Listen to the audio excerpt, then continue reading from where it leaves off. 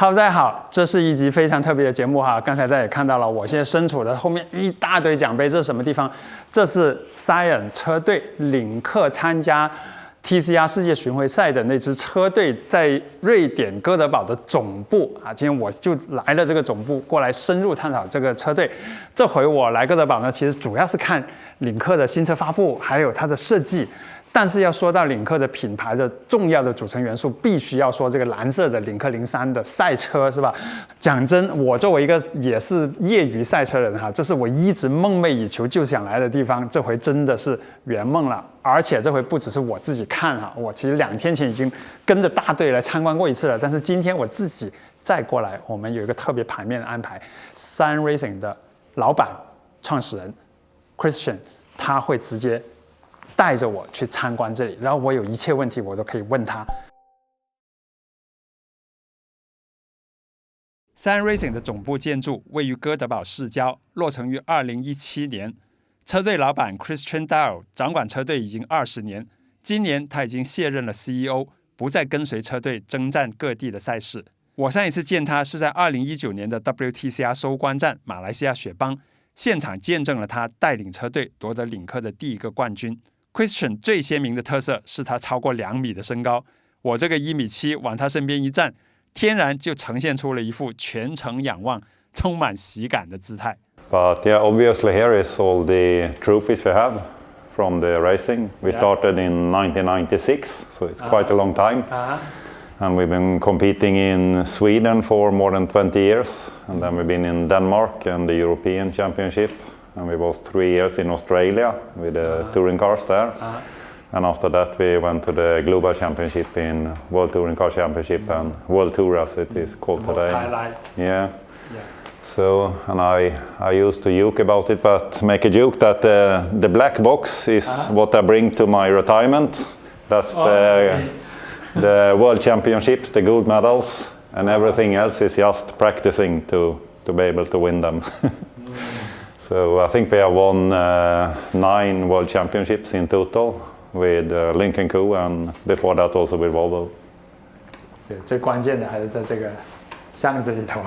It's a lot of trophies, but it's also a lot of years and a lot of cars. And lots of memories. Yeah, and unfortunately it's more disappointments than trophies because you have to fight a lot to win them. You always learn how to lose and how to win. I just recognize this.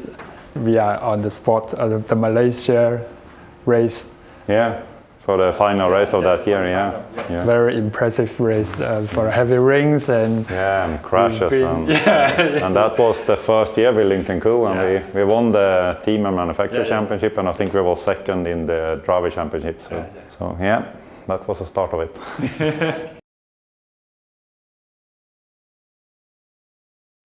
So this is the area that we call the race base, where we refurbish and build the cars and also service them between tests and races. But honestly, it's usually like this, not many cars here because we're based in Sweden and we race in the World Championship. So we don't have time to go back to Sweden all the time.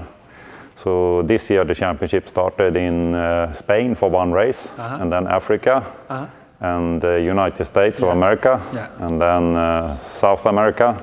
So basically from March onwards we don't have any race cars here. We only have the test cars and the cars being rebuilt for the future. So when we travel, when we finish 1 race weekend, we send all the cars to the next track at the next race. And then the people go back to Sweden and go to the next race, and then when we come there, everything is already there from DHL or some logistic partners. So this area is quite calm during the summer, but during the winter we build all the cars here. So if you have an accident like that car, we might send it back and rebuild it and put in a spare car instead.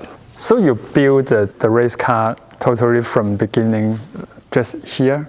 You get the white body from Hangzhou or to ship the white body here, and then you do the safety cage and everything. So so we build the safety cage and all the metal works is in the room besides here, and then we do the engines in that area. We do the gearboxes and suspension and brakes, and then everything comes together to a complete race car in here, and it takes about 3 months from start to finish.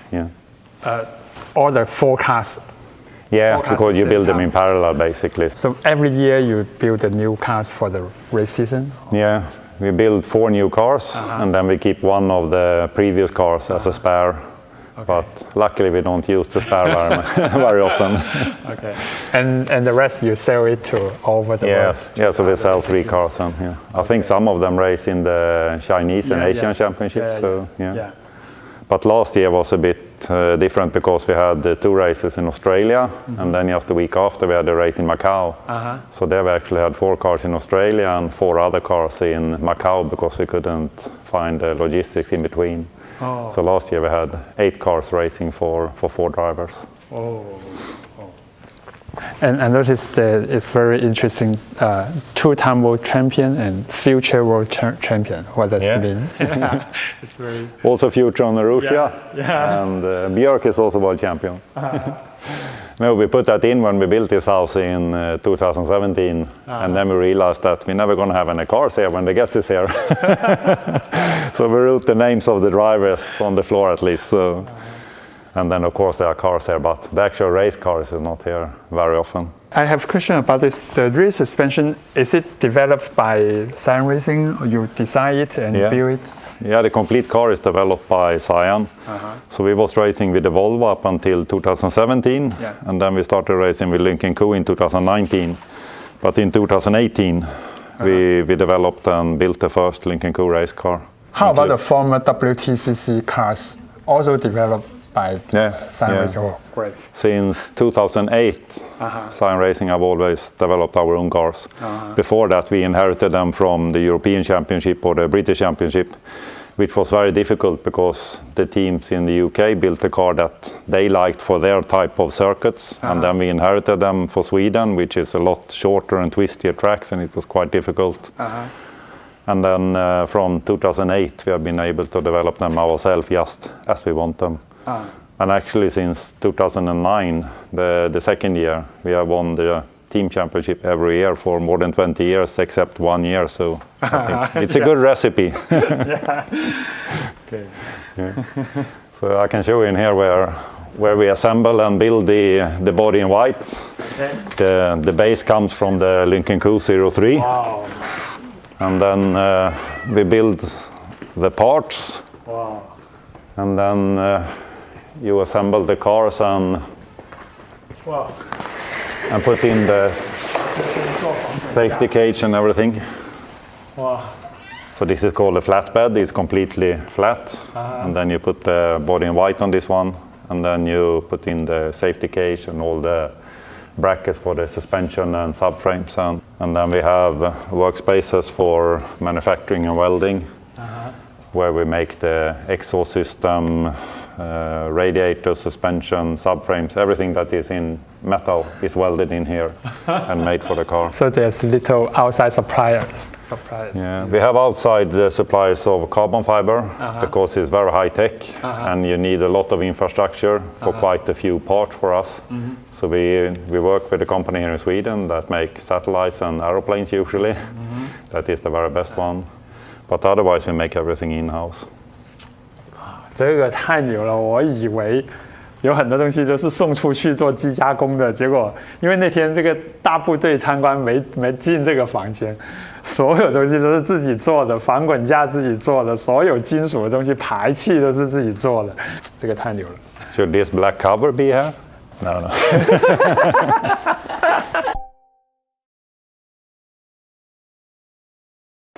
So this is the engine department headed by Matthias. This is where we assemble the engines.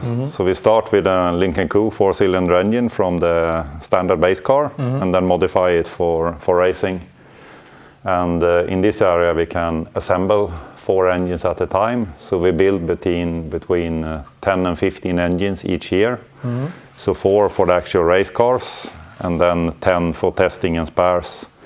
And according to the regulations, you're not allowed to change the engine during the season. So if you have an engine problem, you have to start last. So you really don't want to change too many engines because it's hurt a lot for the championship. And then for the development of the engine, we do this in-house also.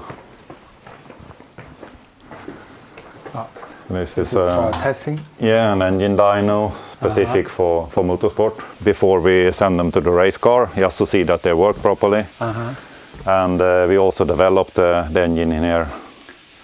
And the regulation as they are now in TCR is quite strict. Yeah. So you do a lot of work before you homologate the car, and then you can do small updates every year. But basically we have continuous work here on the race cars and also on the historic Volvo cars that we built. And also for the Lynk Co concept car. We made a car that broke the Nürburgring record with the 03 Lynk Co, and that engine was developed here. 530 horsepower. But actually in the TCR regulation, there's so many things can be upgraded for the engine, right? No, TCR is quite clever in the regulation. So depending on the base engine from the manufacturer, if it's old or a bad engine, you can do a lot of modification to reach a proper power. But if you have a good engine, you're not allowed to do as much. And that might sound strange, but because the regulation is based on standard cars, you must have possibility to adjust the performance, because otherwise a new car will always be better than an old car. And in case of the Lynk Co, it has a very, very modern direct injected turbo engine. So we don't, as you say, we don't have to do that much, but still you have to find a bit of more power, absolutely reliability, and also drivability. So the driver likes it when you push the throttle, how the power comes in and how it feels when you put off the throttle and everything.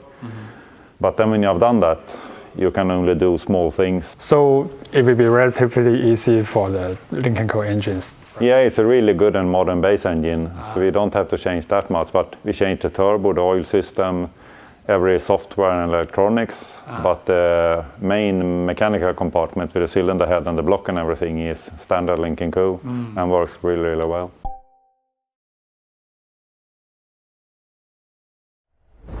So this is the assembly for suspension and gearbox and brakes. And as the season has started now, the cars is moving from the United States to the South Americas. So most parts is on a ship somewhere on the Pacific Ocean. But as you can see, we have a lot of parts, and we develop and then assemble all the parts during the winter. The majority of it is sent for the races with a container that follow around the world. But then we continuously build more parts. So for the final races of the season in Asia, we have the possibility to send more parts if we have been unlucky and used too many spares. And the gearboxes is made by an external company. So it's basically two companies that make gearboxes for touring cars. And the rest of the parts in here is developed by Cyan Racing based on Lynk Co components. So this is, as you can see, it's the whole front of the car with an aerodynamic splitter. You have the radiators for the engine, the intercooler for the turbo, and the inlet for the brakes to cool them. And we just 4 or 5 bolts, you can change this complete component together with some hoses.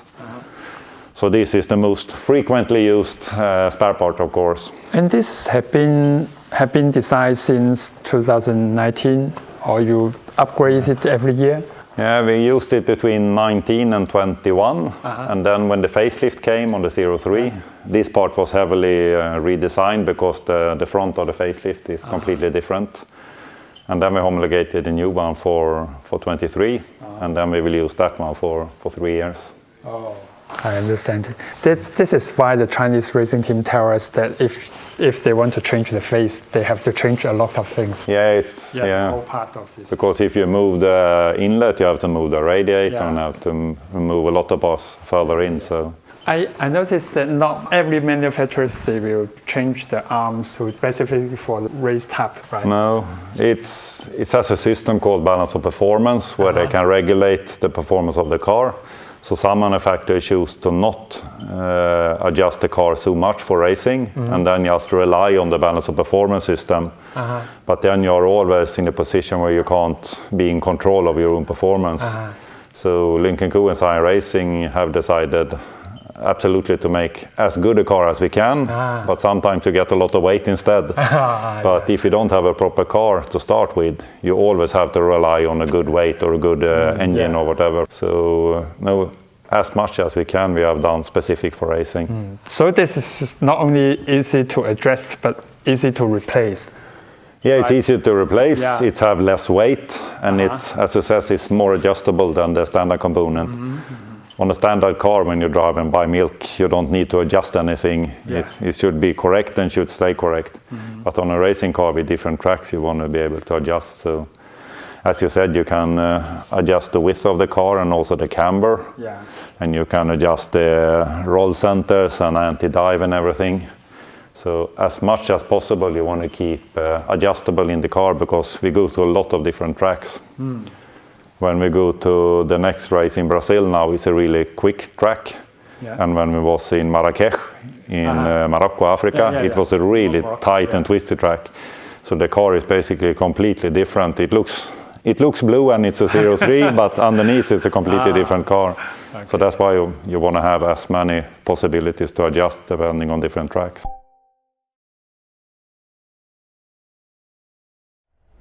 How many people work here?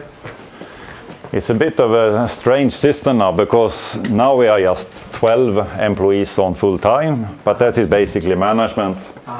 And then because motorsport is not very big in Sweden, we have a lot of contractors instead from Europe. So we have a lot of people from France and Spain and England, but they all come to the races. Because we don't have any races close to Sweden, we don't have any use of people sitting at Cyan in Gothenburg and going to the races. So they work from home and then go straight to the races. But when we raced with Volvo, where you could do developments all the time, it was more than 50 people. Okay. But it depends completely on the regulations at the time. So Okay. I think we can have some light in here, if we are lucky. So Whoa, this is simulator. Wow. Yeah.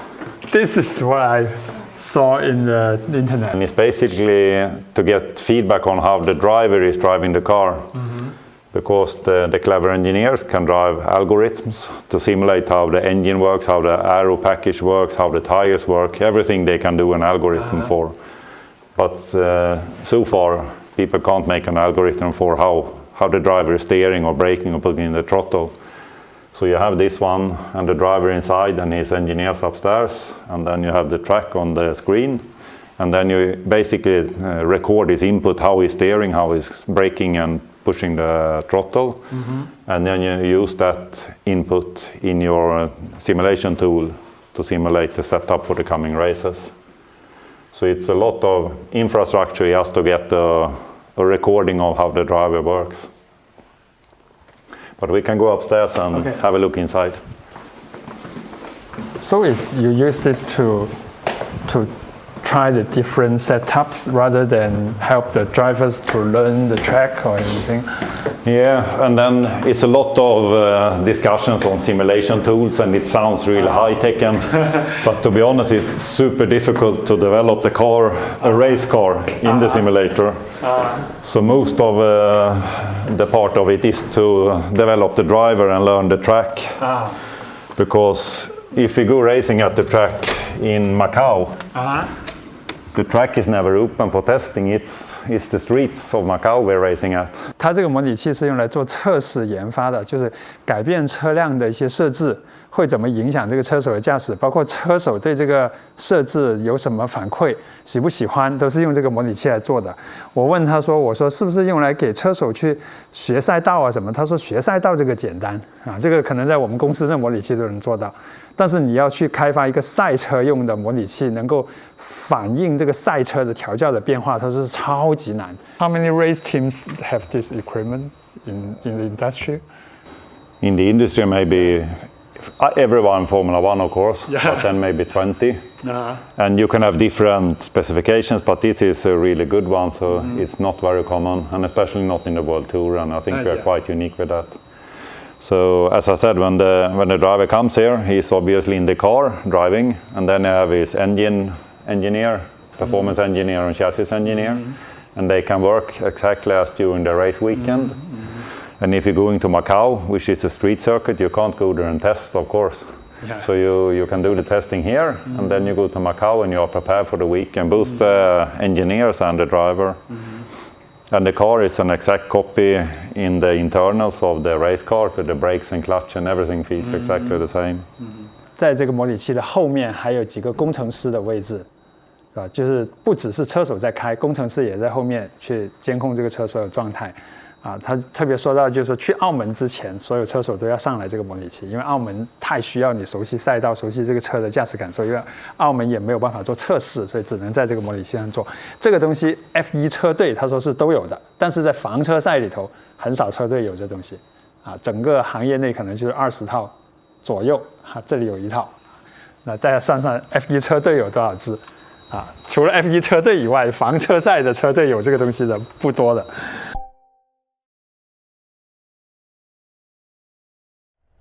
So this is for your Friday weekend? Yeah, it's actually my jet skis, but I haven't put them in the water yet. So, but on this floor we have the purchasing that buy all the components and other things. And behind this wall we have the stores with all the spare parts and everything. And down here we have the logistics. And at the moment we only have 1 truck in here, but we have 4 trucks. So 3 of them go to the races, and 1 of them can go testing. When you go for US or South Africa, you also bring the trucks? No, so this is basically for the European races and also Morocco in Africa. But then they go by boat and plane. So, and these trucks is outside now, but we had the trucks for the winter testing, and also went to the race in Spain and also to the race in Morocco. But then we don't use the trailer anymore. We only go by container on boat and plane.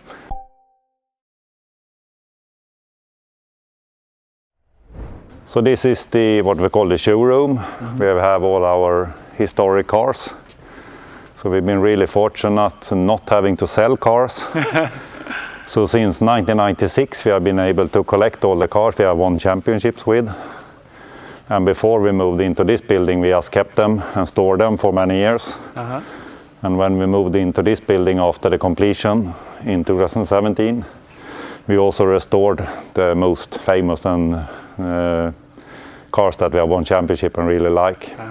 So I think we have like 22 or 23 cars in the building that is basically possible to run.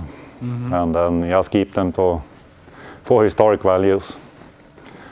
So it starts with the Volvo 850 that we raced in 1996 when the company started and was founded. And then it just continues with all the cars up until the last model of the Lynk Co for last year. This car also raced in BTCC, right? Yeah. Or the different car, the BTCC is from Cyan Racing or? No. No, okay. So the first 3 cars here is inherited from other teams. So we inherited these 2 cars. They were first raced in England, developed and raced by Tom Walkinshaw Racing. And then the year after we got them to Sweden and raced them in Sweden. And the same thing with the green S60 that was built and raced by ProDrive, also a British team. But as I said before, it's really difficult because they built the cars as they want it, according to their track and their drivers and everything. And then we have them and we have different tracks and different drivers. So it was quite difficult. We won a couple of championships with these 2 cars, but not with the green one. And then when we got the chance to develop our own first car, the C30, from that point. So you get the experience, so you make the decision to build the car by your own self. Yeah, actually this car, the last one here, the green one that we didn't develop, we raced that car for 6 years, between 2002 and 2008. And in the end of that period, it was really difficult to be competitive. And in the end, we just took the decision with Volvo that if we should compete and continue in motorsport, we have to develop the car in Sweden for our drivers and our tracks. So this car is the first opportunity we got to develop a car ourselves. We developed everything, the chassis, the aero, updated engines and everything. So from 2008 and onwards, we have always built our own cars. And the second year with that car, we actually won the championship. And from that point forward, we have won every championship every year except 1 year in, I think, 2012. So it's been really successful, but it's basically down to the commitment in motorsport from Volvo and Geely and Lynk Co. We always had a good long contract.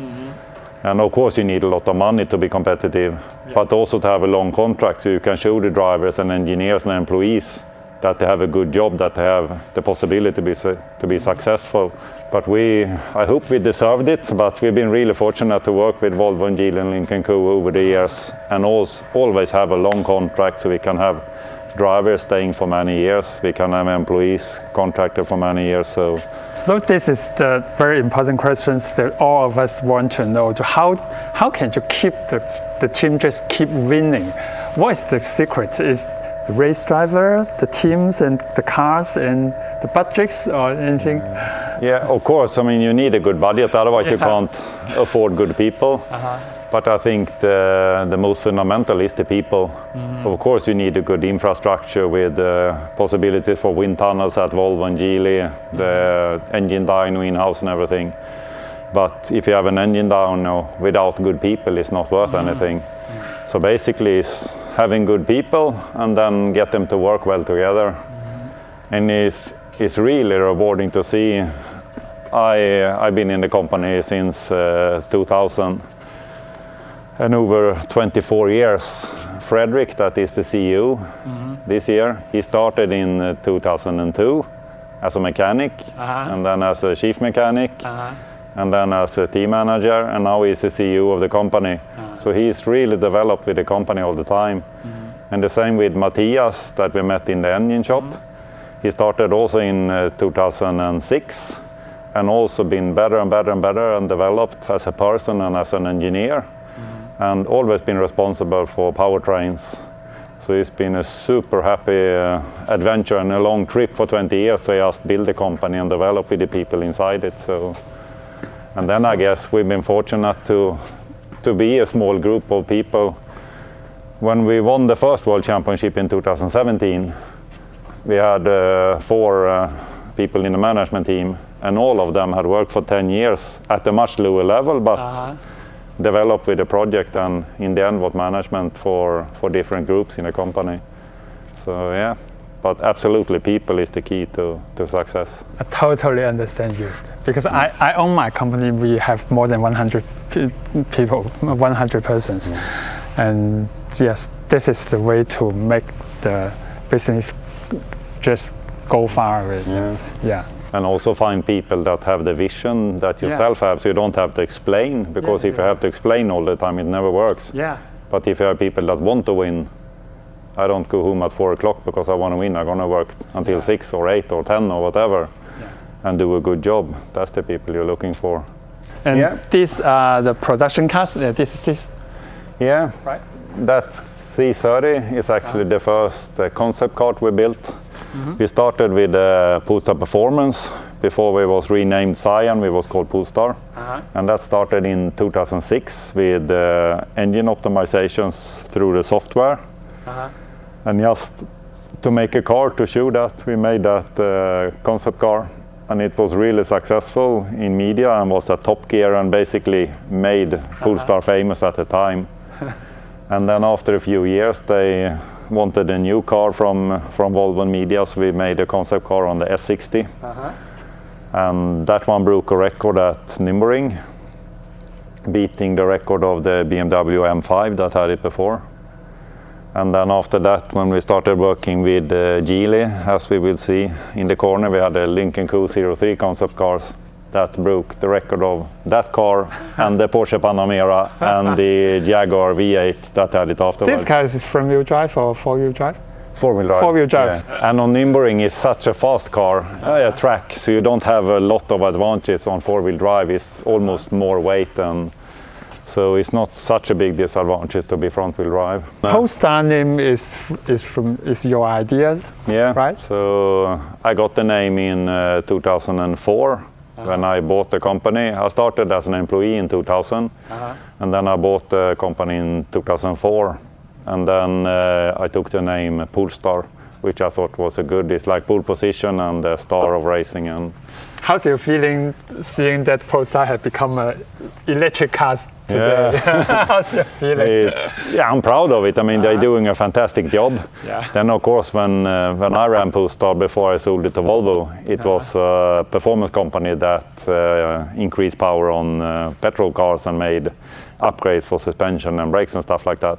But I think they've taken that heritage and then developed it into what automotive is today, and of course it is electricity. So this is the WTCC champion cars, right? Yeah, so that's the first car that we won a world championship with in 2017. The last year we worked with Volvo. This car is really more expensive to build, right? Yeah, and that's actually why they changed the regulation, because when we stopped working with Volvo and moved to Lynk Co within the Geely group, they changed the regulation from TC1 as it was into TCR as it is now. And that was basically done because this was so expensive. It was super fun for the engineers and drivers. Yeah. But if you look at motorsport commercially, of course the return on investment must be bigger than what you pay for the racing. And at the end of this era of the regulations, it was so expensive, so it was almost not worth doing it. And then they had to rethink everything. And at that point, we moved to Lynk Co, and the new regulation started. For you, which will be more challenging, racing the WTCC and that car, WTCR? I think it sounds strange, but it's the same, because the car in the corner is a really simple car. It looks quite low and wide and tough. It's a mid-engine one. Yeah, it's a mid-engine, sub-frame, single specification car. So the only thing that is Volvo on it is the blue part. Even the rear wing and the splitter and everything is one piece. So we had Volvo, Citroën, BMW, Saab, and some other manufacturers, but they were all the same cars. And we managed to win in that championship too. And that's again is with the people, because even if you can adopt 100% of the car or 10%, you must do it as good as possible. So it's always difficult to win. Then of course, if the car is more complicated, it's more difficult to develop and make it reliable. But it's not easier to win with the Lynk Co than with the Volvo, just because the regulation is a little bit easier. So it's always to find that last percentage in performance.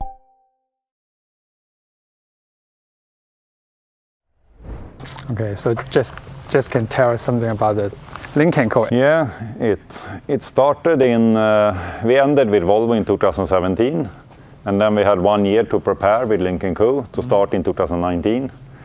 So on the racing side and motorsport, we developed the race car. The first version was in the car in the corner, but we also made a concept car for Lynk Co during 2018. So that concept car broke the Nürburgring lap record again. So your team decided in exterior of this car? Yeah, basically it's the doors and the roof that is standard. But the car was developed to be an inspiration for Lynk Co performance. And then we should try and break the record at Nürburgring, which we managed to do. And then it's been the start of the performance era for Lynk Co that we have seen on the street now, with 2 different cars coming in. The last car came just 6 months ago. But this is where it all started, and this is of course a very extreme car for a track version. So all the bodyworks are designed and built by Cyan Racing? Yeah. It looks just fantastic, just wonderful. All of us like the wide body and the shape of this car. I think the Lynk Co basic design, I think it fits quite well with a wider and lower stance on the car. So no, this is developed by Cyan Racing and also that car. So basically we start with the Lynk Co and you make the best you can for the street or the best you can for the track. And it's the same people, it's still people that understand racing and motorsport and cars. So, and that was the first car that Lynk Co went racing with together with Cyan Racing. Came second in the championship the first year. And then as a driver and as a team and manufacturer, we won the championship in the first year, which we are super proud of, to start working with Cyan Racing and Lynk Co, starting from basically nothing developing a car for a year, and then going to the World Championship immediately, going around the world from Europe, Africa, Asia, and then the last race that year was in Malaysia. Yeah. And it was a really tough race. It was a lot of rain and a lot of competition with other manufacturers. So no, it was a fantastic start of the cooperation. Just after that, I got a chance to test drive this car in China, in the racetrack. Yeah. Okay. I have raced other TCR cars such as Golf and RS3, and when I drive this car, it's much refined to handle. Yeah, very easy to drive, and you can make very good lap results. And I think that comes down, as we said, when we looked in the workshop on the suspension and everything. Yeah. We have really pushed everything to make a proper race car, even if you're allowed to keep a lot of parts from the standard car. The standard car is made to be good on the street, of course, but it's not optimum for racing. That's why Lynk Co make the performance car. But to do everything you can on the race car, I think that's what you get the result, that is easier to drive. And also, as we said, with the power, it's not that you only have a power, you should be able to feel it in the throttle and have drivability and everything. So, and then we've been fortunate to win the team championship 4 times with Lynk Co. And we're second in the championship at the moment this year. But it usually starts that way, actually, that we are quicker in the end of the year. So hopefully we're going to catch up now. We had a really good weekend in the last race now. And then we're going to go to Brazil now, and hopefully we can take the lead in the championship and keep that during the rest of the season. So we have a couple of races in South America, and then we have a race in Macau. So it's quite a short season this year, but we have basically come to the midpoint, and it's like this with the competition. So hopefully we can make a difference. And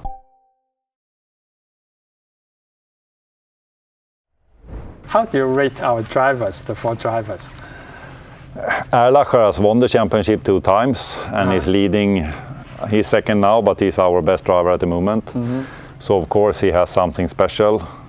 But it's difficult. I mean, to win the championship, you don't only have to be quick. Urrutia is also very quick, the young guy from Uruguay. Martin Qua is also very quick sometimes, and also Ted. But I think the advantage of Jan Erlacher is that he's quicker more often, but most importantly, don't have any really dips.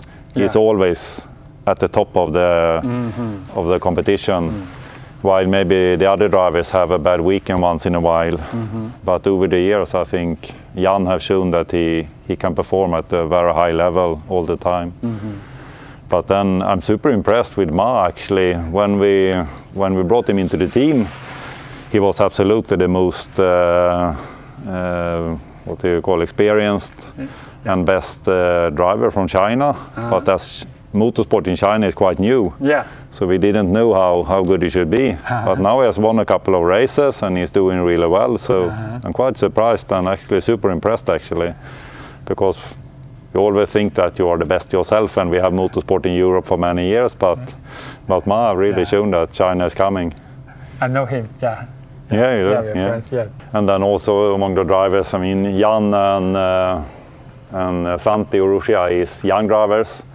And then we also still have Ted that won in 2017 with the Volvo. He's still in the team driving the Lynk Co. And he also wins a couple of races every year, but maybe not as competitive as he was before. But he's super good for the team. And we have 4 cars, but only one can win. So sooner or later during the season, all cars have to work for one. In the end, everyone works for Lynk Co and Cyan. And Ted is really good at, okay, maybe I can't win the championship this year, but he's really strategic and good at supporting the driver that is at the possibility to win. And still winning races, which is fantastic. So, what's that? I can't say.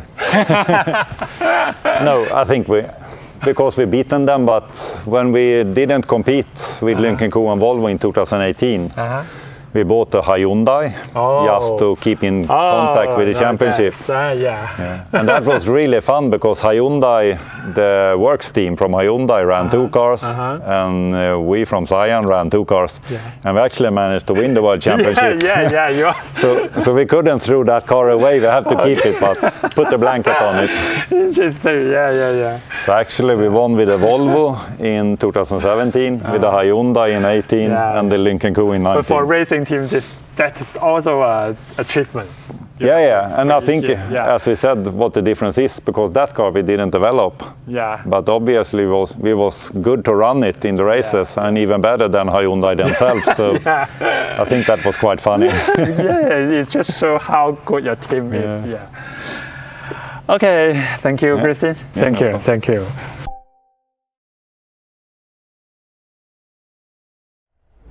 好，刚才那一段 Christine 带我们的参观，一路跟他交流，我觉得是超级有收获哈！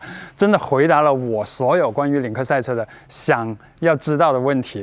我跟大家复盘几个哈。首先就是说，为什么Cyan车队这么厉害？为什么他们能一路赢过来，是吧？他们说，自从他们开始自己打造赛车之后，就只有1年没有赢过冠军，其他全部赢。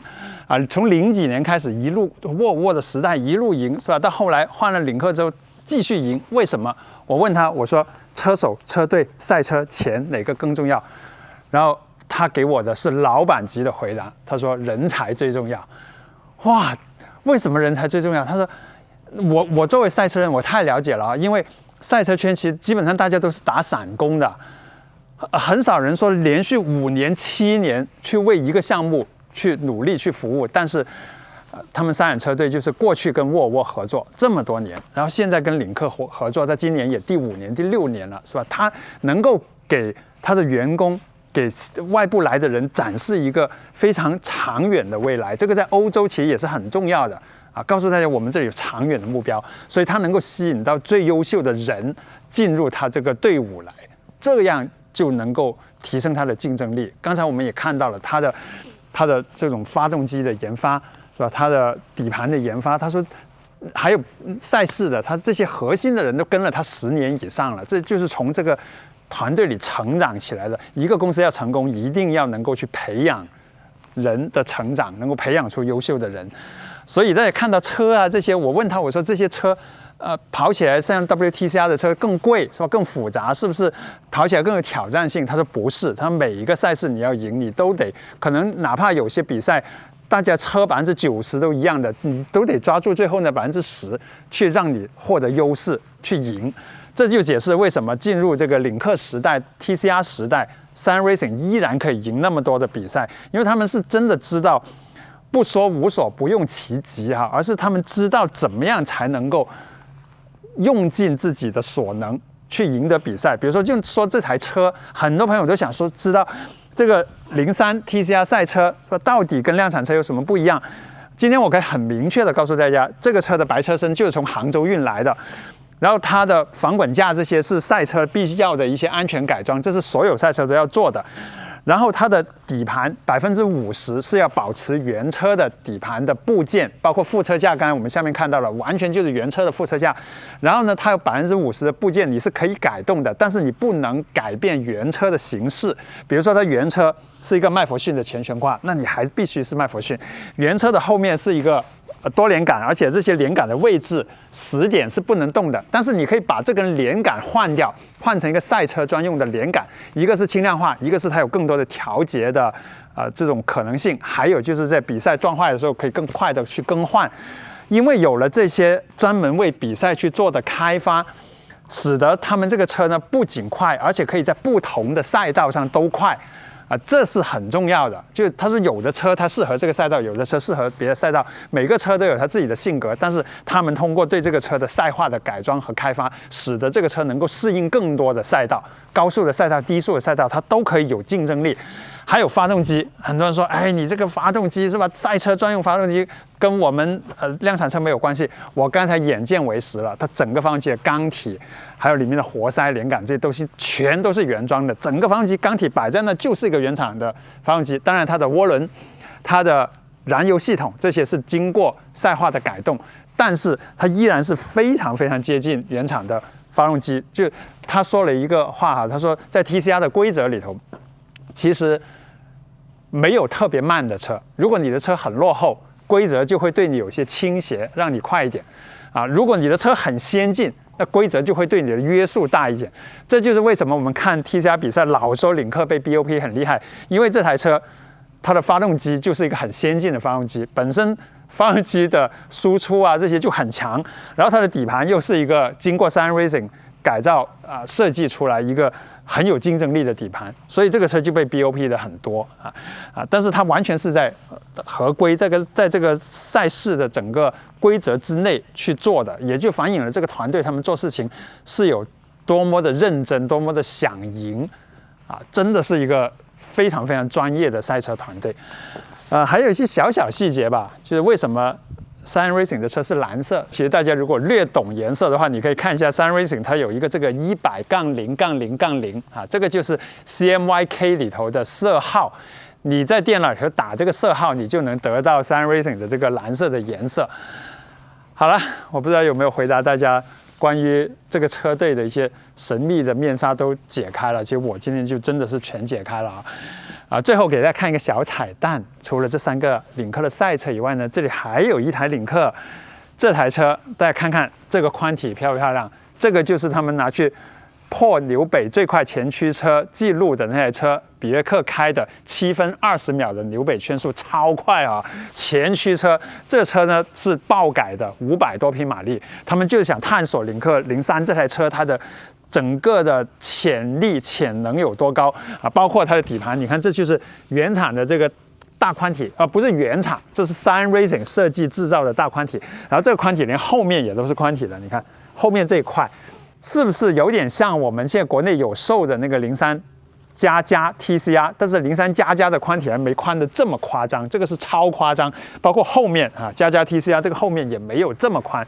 然后这个车的尾翼这个就像我们的++的版本包括后面这个排气管这种扩散器的造型都很像我们现在量产的版本了。所以量产，我觉得领克也是已经是很努力的想要把这个车复原给大家看，但是有些东西你真的没有办法做的那么宽嘛。然后看看里面彩蛋，来，你直接看看它的座椅座椅是换了一张铜椅的这个是 Cyan 的一个很漂亮的铜椅5.4安全带。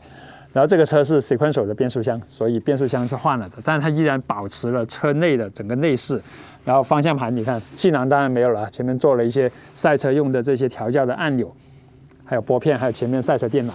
但这个车你看，它就是能够将这种机械的东西和这些很漂亮的量产车的东西和专业赛车的东西都结合在一起，做得很工整。这个车队做的东西就非常工整，就像他的办公室一样，哇，超级一尘不染，超级干净很震撼的就国内很多车队也很强，也能自己做很多东西，但是没有别人做的这么工整，这么漂亮。当然他们每年也拿很多预算吉利运动部叫 Geely Motorsport 这个部门每年也会给很多预算给Cyan Racing，因为他现在就是承担着帮吉利去用领克去参赛去拿奖的这一个很重要的责任好了，讲完了，我真的超喜欢这个车，越看越好看好了，谢谢大家，喜欢这期节目的话记得1键3连，牌面难得记得点赞